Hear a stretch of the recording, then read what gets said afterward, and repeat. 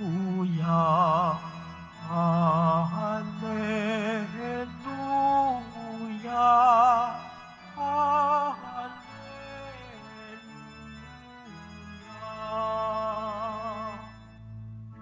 Si Kristo ay naging dukha upang tayo'y managana sa bigay niyang pagpapala. Hallelujah,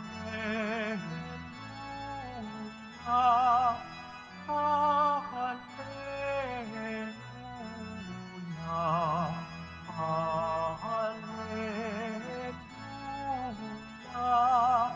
hallelujah.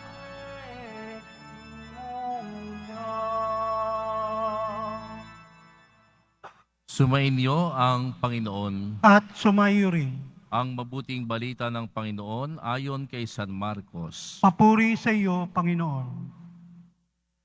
Noong panahong iyon nang palis na si Jesus ay may isang lalaking patakbong lumapit. Lumuhod sa harapan niya at nagtanong, "Mabuting guro, ano po ang dapat kong gawin upang magkamit ng buhay na walang hanggan?" Sumagot si Jesus, "Bakit mo ako tinatawag na mabuti? Walang mabuti kundi ang Diyos. Alam mo ang mga utos. Huwag kang papatay. Huwag kang mangangalunya. Huwag kang magnanakaw. Huwag kang magsisinungaling sa iyong pagsaksi. Huwag kang magdadaya. Igalang mo ang iyong ama't ina." "Guro," sabi ng lalaki, "ang lahat po ng iyay tinutupad ko na mula pa sa aking pagkabata." Magiliw siyang tinitigan ni Jesus at sinabi sa kaniya, "Isang bagay pa ang kulang sa iyo. Humayo ka. Ipagbili mo ang iyong ari-arian at ipamigay sa mga dukha ang pinagbilhan at magkakaroon ka ng kayamanan sa langit. Pagkatapos, bumalik ka at sumunod sa akin." Namanglaw ang lalaki nang marinig ito at malungkot na umalis, sapagkat siya ay napakayaman. Tiningnan ni Jesus ang mga nasa paligid niya at sinabi sa kaniyang mga alagad, "Napakahirap mapabilang ang mayayaman sa mga pinaghaharian ng Diyos." Nagtaka ang mga alagad sa pananalitang ito. Muling sinabi ni Jesus, "Mga anak, talagang napakahirap mapabilang sa mga pinaghaharian ng Diyos. Madali pang makaraan ang kamelyo sa butas ng karayom kaysa pasakop sa paghahari ng Diyos ang isang mayaman." Lalong nagtaka ang mga alagad, kaya't sila'y nagtanungan, kung gayoy sino ang maliligtas? Tinitigan sila ni Jesus at sinabi sa kanila, "Hindi ito magagawa ng tao, ngunit hindi ito mahirap sa Diyos. Magagawa ng Diyos ang lahat ng bagay." Ang mabuting balita ng Panginoon. Pinupuri ka namin, Panginoong Hesukristo. Magsiupo muna tayong lahat. Isang magandang araw po sa inyong lahat at purihin natin ang Poong Jesus Nazareno.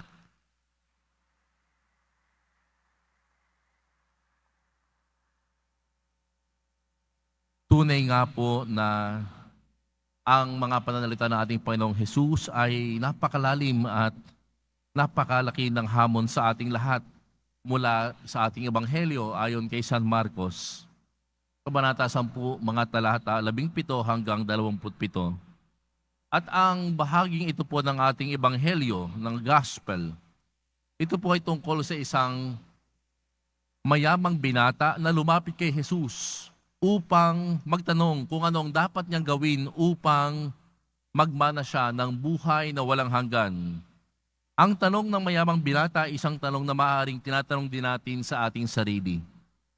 Ano ang dapat kong gawin upang magmana ng buhay na walang hanggan? Makikita natin ang kanyang pagnanasa na makasiguro ng kanyang kaligtasan.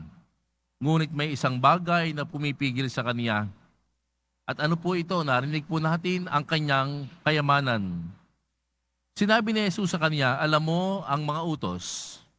Huwag kang papatay, huwag kang mangangalunya, huwag kang magnanakaw, huwag kang magsisinungaling, huwag kang magdaraya, igalang mo ang iyong ama't ina. At sumagot po ang binata na tinutupad na niya ang mga ito mula pa sa kanyang pagkabata. Ngunit sinabi ni Jesus sa kanya, may isa pa. Humayo ka. Ipagbili mo ang lahat ng iyong ari-arian at ipamigay sa mga mahihirap at ikaw ay magkakaroon ng kayamanan sa langit. Pagkatapos nito, ang mayamang binata ay bumalik kay Jesus. Sabi ng ating ebanghelyo, malungkot.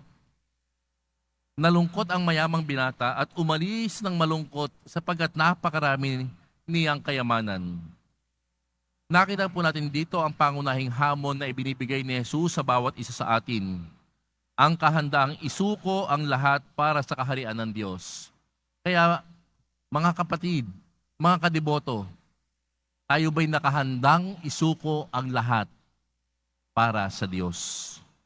Hindi po sapat na, oo, sumusunod ka sa utos. Hinihingi rin po ng Diyos ang ating buong puso, buong kaluluwa, at buong lakas. At nagpatuloy po si Jesus at sinabi po niya sa kanyang alagad, napakahirap para sa mga mayayaman ang makapasok sa kaharian ng Diyos. Ito po'y ikinagulat ng mga alagad. Ngunit nilinaw po ni Jesus. Nililinaw natin ha. Mas madali pang makaraan ang isang kamelyo sa butas ng karayom kaysa makapasok ang isang mayaman sa kaharian ng Diyos. At nang marinig po ito ng mga alagad, nagtanong po sila kung gayon, sino daw maliligtas? Anong sagot ni Jesus, mga kapatid? Para sa mga tao, imposible ito. Ngunit sa Diyos, walang imposible. Sapagat ang lahat ng bagay, posible kay Lord. Kaya mga kapatid, ano po ang pinapatungkol na ebanghelyong ito? Ito po ay tungkol sa ano ba ang nagiging hadlang sa ating ganap na pagsunod kay Jesus? Ang kayamanan po ay isa lamang. Maaaring totoo, ang iba sa atin nagiging hadlang ang kayamanan, ang karangyaan. Ngunit minsan ang nagiging hadlang ay kapangyarihan. Minsan po ay katanyagan. O kahit po yung anumang bagay na mas pinahahalagahan natin, yung mas mahalaga sa atin kaysa sa Diyos. Yan yung mga hadlang. Yan ang ating iiwasan. Yung mga bagay na handa mong ipagpalit ang Diyos.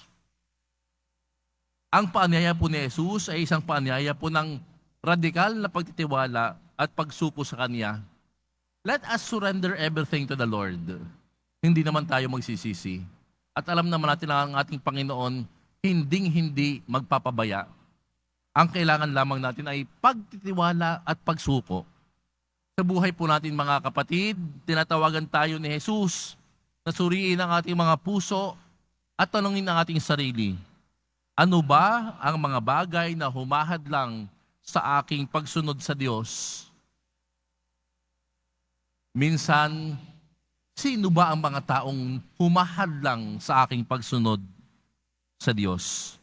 Handa ba akong isuko ang mga bagay na ito para lamang sa Diyos?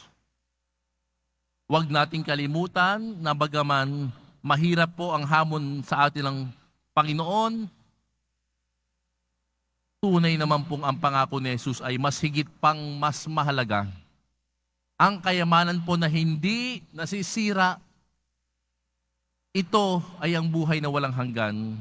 Sa wakas mga kapatid, alalahanin natin ang sinasabi nating Panginoong Jesus. Ang lahat ng bagay ay posible sa Diyos. Sa ating sariling kakayahan, mga kapatid, oo, tayo po minsan lumalapit dito sa ating Panginoong Jesus. Ang iba, mayroong board exam, may bar exam, nag-a-apply ng trabaho, humihiling ng kagalingan sa iba't ibang sakit, iba't ibang karamdaman. Totoo naman, subalit mga kapatid, palagi natin tatandaan na sa ating sariling kakayahan, mahirap na maging tapat. Mahirap na abutin ng ating gusto. Subalit, sa tulong ng Diyos, ang posible mga kapatid at mga kadeboto, ang imposible, magiging posible.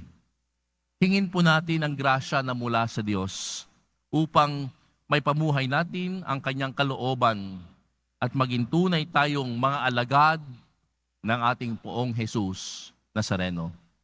Kaya ating isasamo, mahal na Jesus Nazareno, maawa po kayo sa amin.